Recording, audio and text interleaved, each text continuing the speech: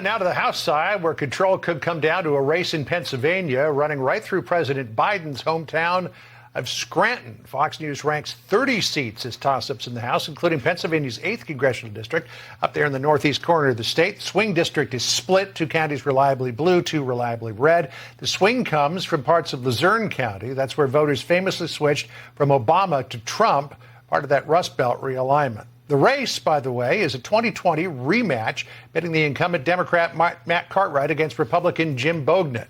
Cartwright won the seat by about 12,000 votes back in 2020, but with inflation high and Biden's approval rating so low, do Republicans have a shot at flipping the seat? Let's bring in Jim Bognet. We've asked Congressman Cartwright to join us as well, but he told us he's unavailable this week. Jim, it's good to see you. So this is a race that you lost by 3.5 points 2 years ago. How do you turn it around in 2022? Well, we're well on the way of winning this, John, today.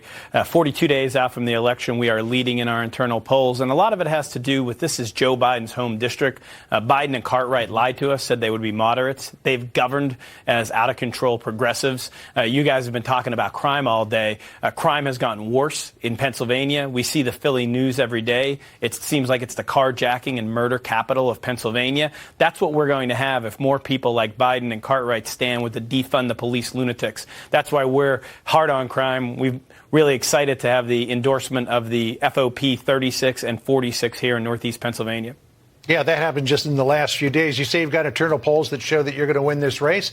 Matt Cartwright just happens to have polls that show him internally winning the race. But let's put up the issues here and find out what the American people are really thinking about. They say 80% of them are concerned about the economy, 77% inflation, 65% crime, 64% election issues, 61% guns, and 56% abortion. Economy, inflation, and crime, the most important issues for voters, and traditionally, those have been advantage Republican. You couldn't pull it off 2 years ago. Can you turn those issues to your advantage this year? Well, we are turning them to our advantage because people are angry. People are hurting.